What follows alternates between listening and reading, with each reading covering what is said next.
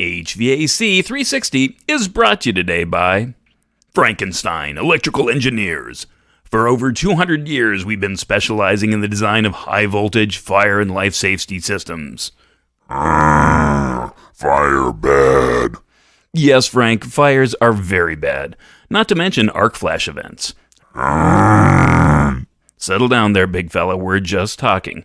With a fully functioning testing lab, complete with our own Van der Graaf generator and Tesla coil, we take our designs from theory to application in a flash.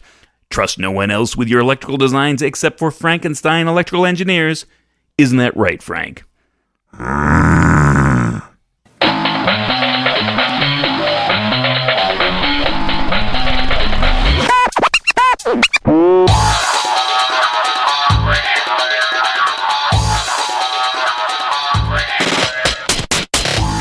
Hey everybody, welcome back. What's up? Happy Halloween. Woo!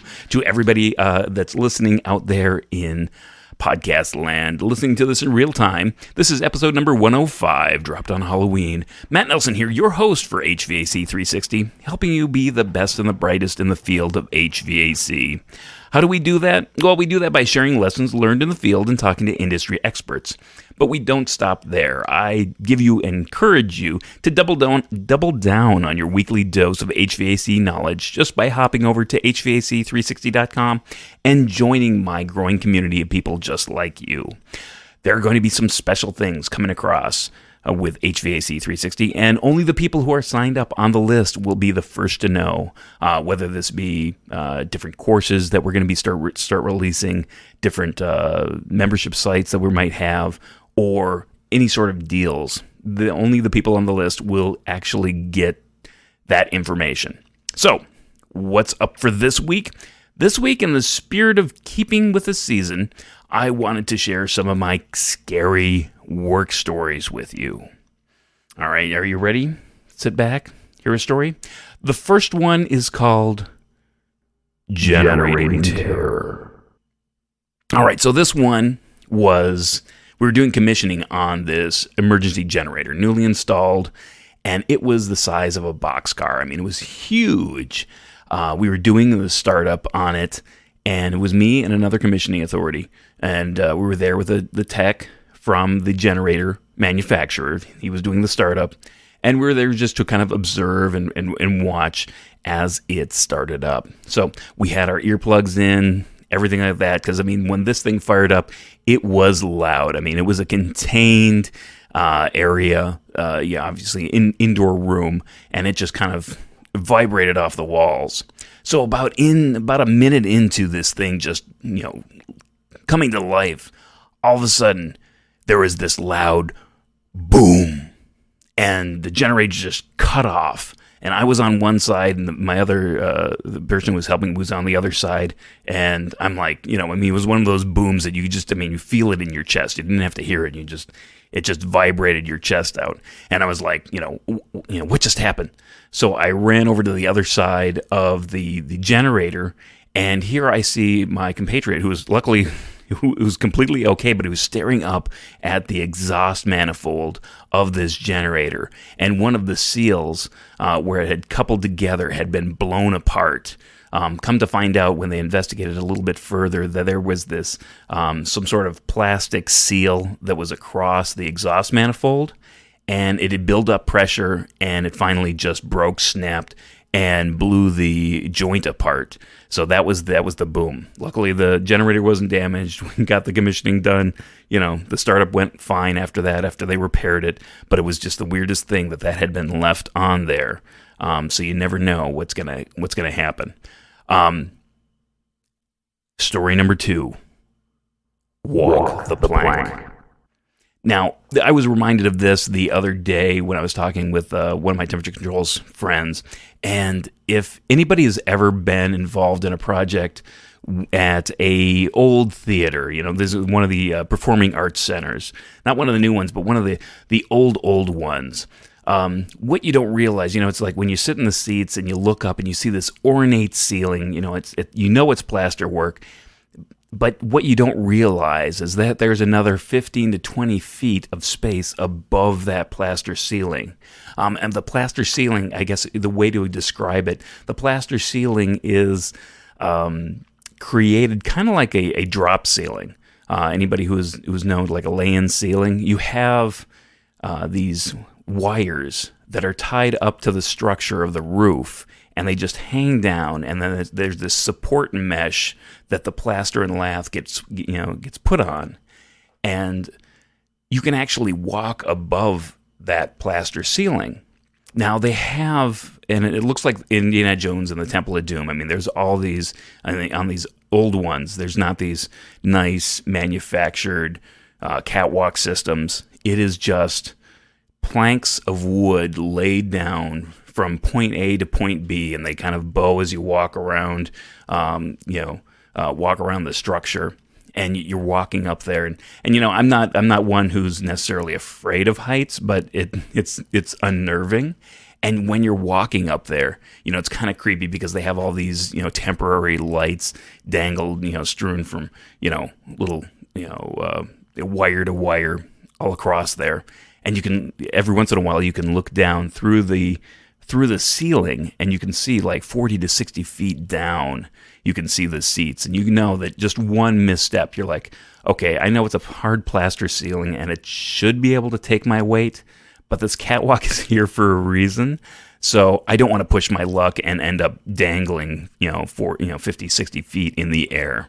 So that is just one of those things that it's kind of amazing, but yet a little unnerving when you see all these little holes, and these little holes are for lights and things like that, or like different guide wires that need to support some structure down below, some of the light rigging or whatever. All right, story number 3. This one I call Man in the Box. So we were commissioning a air handling unit the other day, and we were trying to get the total supply air volume, all the CFM.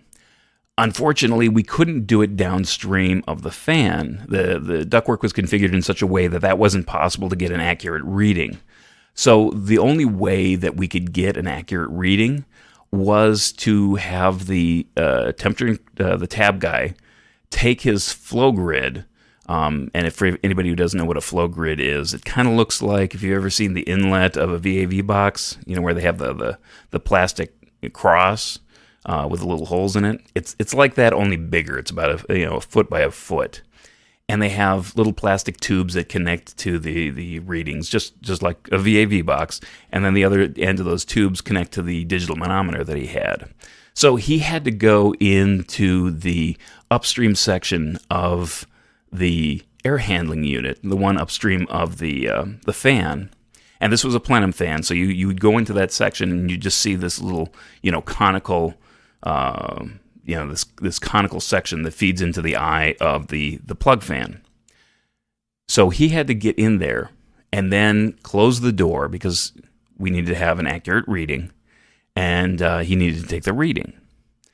So we're sitting there, waiting and waiting and waiting, and then all of a sudden we hear this, and we're like, temperature controls guy that was there with us, he sprinted over to VFD. He shut down the supply fan. I went over, opened up the cabinet, and here we see this temperature controls guy who is like, just shaking in his boots, white as a ghost, and he's just like, what just happened?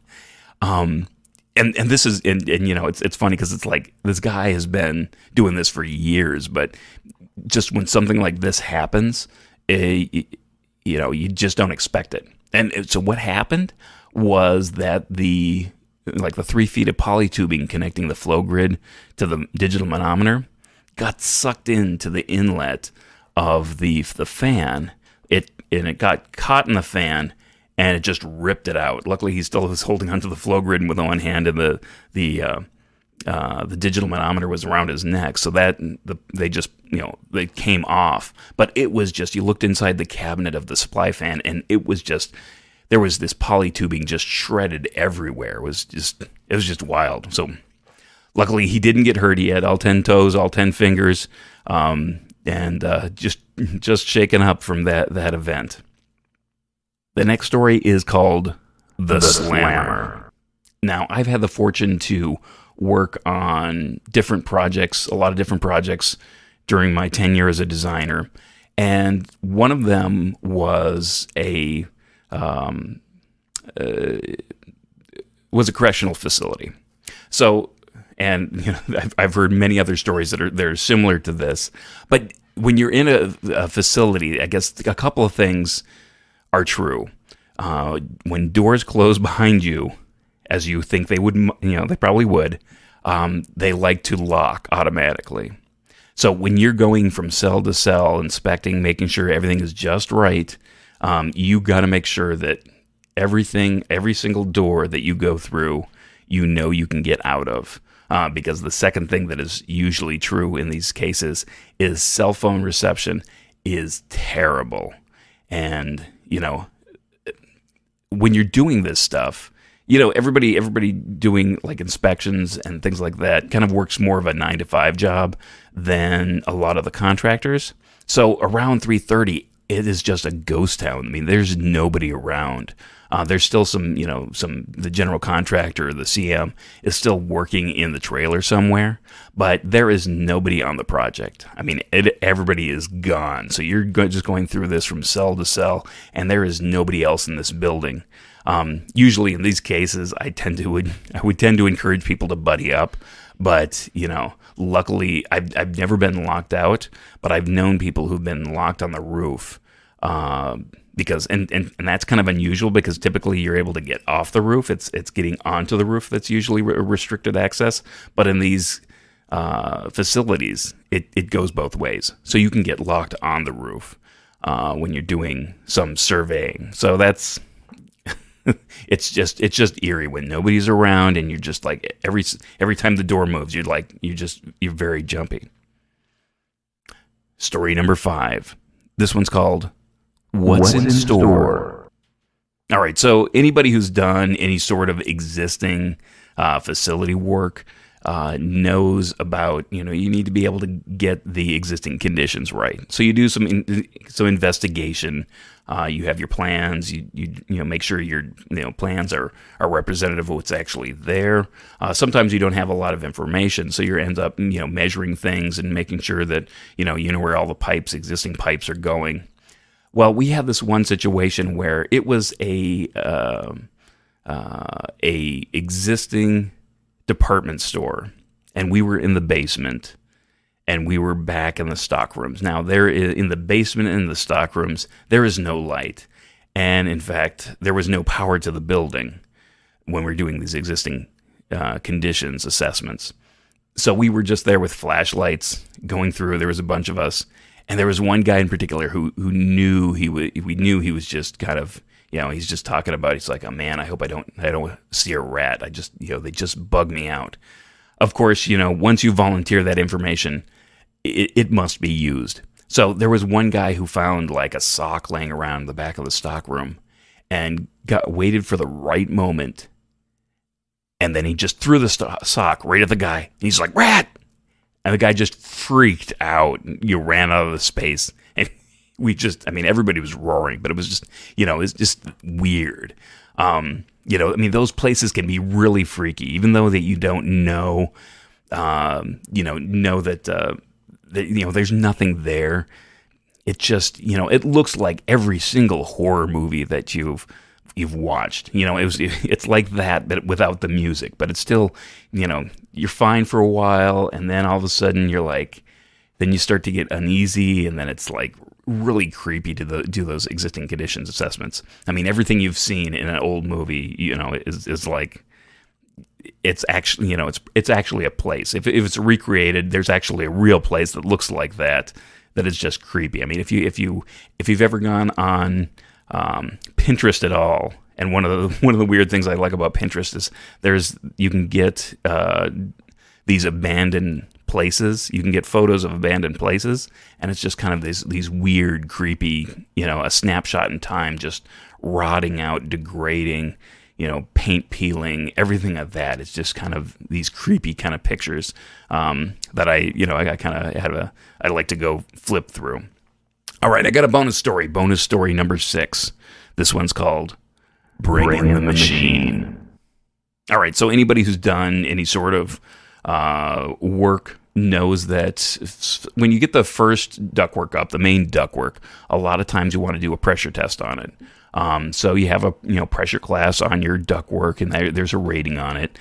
And what you do is you make sure you cap all the ends, you seal them up, and then you have a port that you put in one area, usually one of those caps that you installed.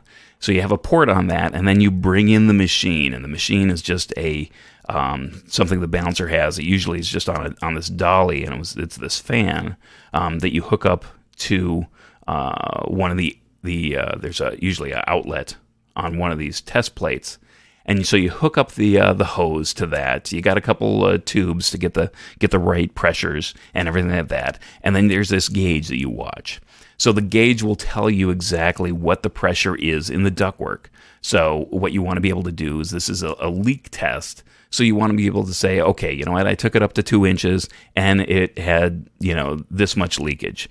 And there's a pass-fail criteria where you may have to, go through and find where the leaks are and seal them up and everything like that. Well, we had set up the machine and we were watching the pressure gauge, and it was, it had gone to like an inch, and there's nothing. So we turned the fan up a little higher, because it's like an ECM motor. We can dial in the fan.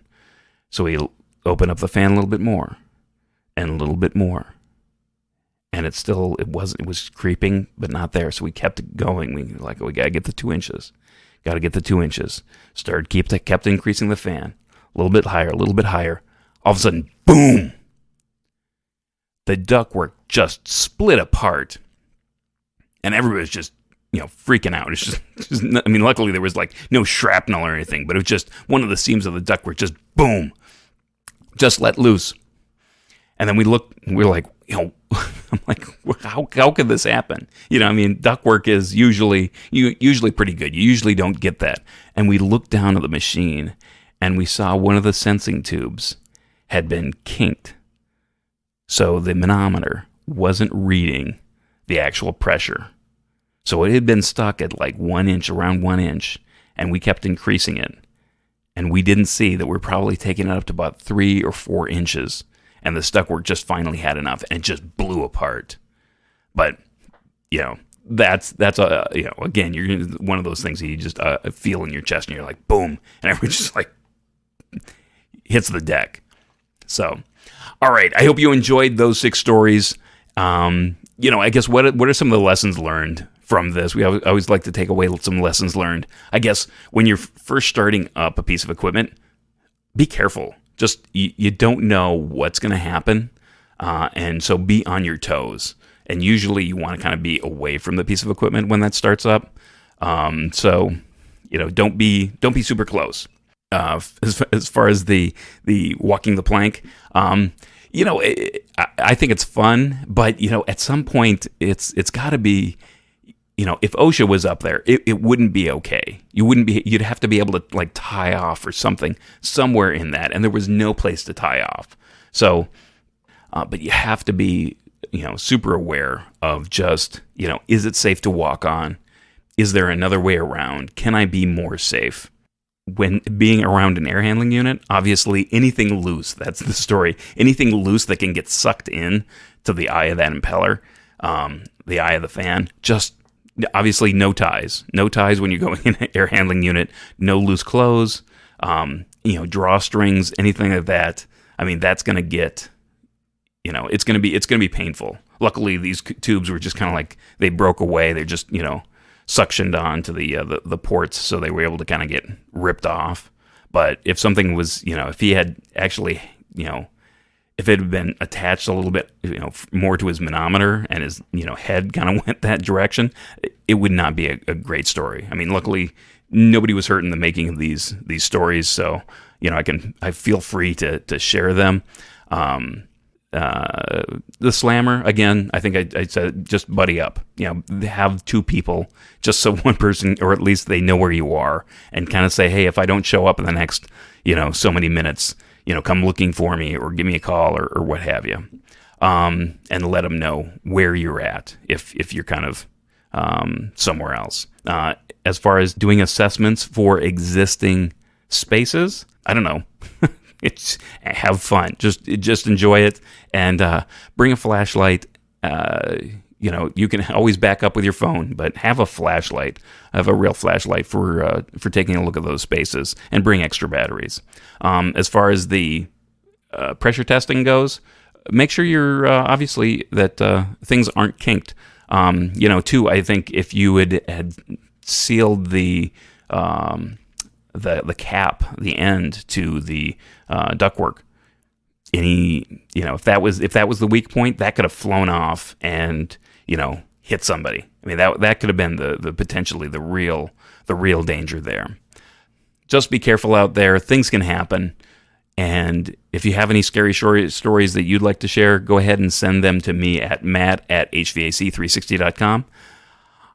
All right, so I think that's pretty much wraps it up for this week. So thanks so much for listening. Hope this was entertaining. Everybody be careful out there. Have some candy. Don't eat too much. Have a safe time with Halloween. Take some pictures. Make some memories. 3 things that I'll just leave you with. Again, if you're not a subscriber, go ahead and join that growing list of people just like you over at hvac360.com. Subscribe to the podcast too, wherever you listen to it, whether it be in Apple Podcasts, whether it be in Stitcher, whether it be in Overcast, whatever you listen to, whatever app you listen to, go ahead and consider subscribing to it. And lastly, I'd be greatly honored if anybody would leave me a rating or review on Apple Podcasts. Anybody who leaves me a review, I'll definitely give you a shout out. I've done that before, and that's kind of a standing offer. All right, well, that's a wrap for this week and this episode of HVAC 360. I'm Matt Nelson, helping you be the best and the brightest in the field of HVAC. And as always, know what you build and share what you know.